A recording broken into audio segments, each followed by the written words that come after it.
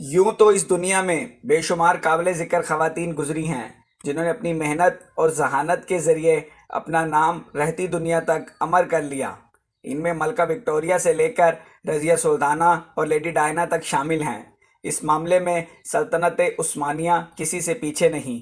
اس سلطنت نے دنیا کو عظیم و شان بادشاہوں کے علاوہ چند ایسی خواتین بھی دی ہیں جن کی مثال دنیا میں نہیں ملتی۔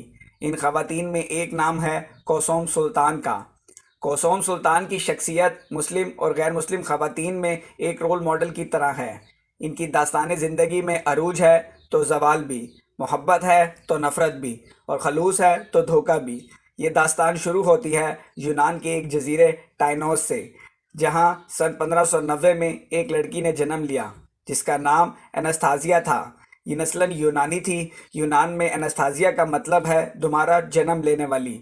کچھ مورخین کا کہنا ہے کہ ان کے والد عیسائی راہب تھے، جبکہ کچھ انہیں یتیم بتاتے ہیں۔ ان کی شروعاتی زندگی کے بارے میں زیادہ معلومات موجود نہیں ہیں۔ ان کی تاریخ کی ابتدا غلاموں کے بازار سے ہوتی ہے، جہاں مختلف جگہوں سے لائے گئے غلاموں کو بیچا جا رہا تھا، جس میں 15 سال کی خوبصورت لڑکی انستھازیا بھی شامل تھی۔ چونکہ یہاں سے بوسنیا کے گورنر کا گزر ہوا، جو کہ سلطنت عثمانیہ کا ایک اطاعت گزار تھا، وہ انستھازیا کو دیکھتے ہی سمجھ گیا کہ اس خوبصورتی کا اصل مقام حرم سلطانی ہی ہو سکتا ہے۔ چنانچہ اسے خرید کر بطور تحفہ استانبول بھیجا گیا۔ یہاں اسلام قبول کرنے کے بعد اس کا نام ماہ پیکر یعنی چاند سے چہرے والی رکھا گیا۔ ان دنوں سلطنت عثمانیہ پر سلطان احمد اول کی حکومت تھی۔ یہ وہ دور تھا جب سلطنت اپنا عروج گزار چکی تھی۔ سلطان محمد فاتح اور سلمان دا میگنیفیشنٹ جیسے بادشاہ اپنی شجاعت کا لوہا منوا کر مقبروں میں ابدی نیند سو چکے تھے۔ اب یہ سلطنت زوال کی منازل طے کر رہی تھی۔ نام بظاہر سلطان کا ہوتا مگر اصلی حکومت یعنی شیری کی ہوتی، جبکہ طاقت کا دوسرا مرکز سلطانی حرم تھا۔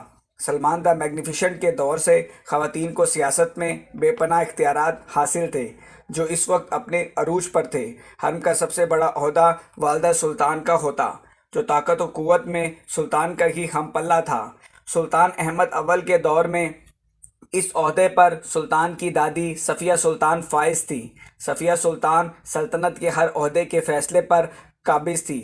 سلطان احمد نے حرم کا اختیار کم کرنے کی غرض سے اپنی دادی صفیہ سلطان کو معزول کر کے اپنی والدہ خندہ سلطان کو والدہ سلطان کے عہدے پر فائز کر دیا، لیکن خندہ سلطان زیادہ عرصے اس عہدے پر قائم نہ رہ سکی اور صرف 1.5 سال بعد ہی ان کا انتقال ہو گیا۔ مگر اس دوران سلطانی حرم میں ایک نئی طاقت جنم لے چکی تھی جس کا نام ماہ پیکر تھا۔ ابتدا میں اس کی حیثیت ایک کنیز سے زیادہ نہ تھی، مگر جلد ہی اس نے اپنے حسن اور ذہانت کی بدولت سلطان کے دل میں گھر کر لیا۔ یہ محبت اتنی بڑی کہ اس نے جلد ہی سلطان کی بیوی، پھر خاصکی اور پھر سلطان کا عہدہ بھی حاصل کر لیا۔ خاصکی سلطنت حرم کا دوسرا بڑا عہدہ تھا۔ خاصکی سلطان ہونے کے لیے کم از کم ایک شہزادے کی ماں ہونا ضروری تھا۔ ماہ پیکر کے بدن سے سلطان کو 5 شہزادے اور 4 شہزادیاں نصیب ہوئی۔ رفتہ رفتہ ماہ پیکر سلطان کی سب سے محبوب بیوی اور اس کی بھروسہ مند مشیر بن گئی۔ سلطان احمد نے اپنی محبوب بیوی کو کوسم سلطان کے لقب سے نوازا۔ اس دور میں سلطان کی بیویوں کی اہمیت روزانہ ملنے والے خرچ سے کی جاتی تھی، اور کوسوم سلطان کا روزینہ سب سے زیادہ تھا۔ کوسوم سلطان کا سب سے بڑا کارنامہ یہ تھا کہ اس نے اپنے شوہر سلطان احمد کو اپنے بھائی مصطفیٰ کے قتل سے باز رکھا تھا۔ سلطان بایزید یلدرم کے بیٹوں کے درمیان ہونے والی خانہ جنگی کے سبب عثمانیوں میں یہ رواج عام ہو چکا تھا کہ جب کوئی بھائی سلطان بنتا وہ تخت پر بیٹھتے ہی اپنے دوسرے بھائیوں کو قتل کروا دیتا، تاکہ مستقبل میں بغاوت کا کوئی اندیشہ نہ رہے۔ بدقسمتی سے سلطان احمد صرف 28 سال کی عمر میں خالق حقیقی سے جا ملے۔ اس کے بعد ان کے چھوٹے بھائی مصطفیٰ تخت نشین ہوئے۔ چند ہی ماہ گزرے تھے ان کی نااہلی عیاں ہو گئی، چنانچہ انہیں معزول کر کے سلطان احمد کے سب سے بیٹے عثمان ثانی کو سلطنت کا فرما رواں مقرر کیا گیا۔ یہ دور کوسم سلطان کے لیے بہت کٹھن تھا، کیونکہ عثمان ثانی کی ماں فیروزہ شروعاتی دنوں سے کوسوم سلطان کی دشمن تھی، اس لیے انہیں اقتدار اور حرم کے اختیارات سے علیحدہ کر دیا گیا۔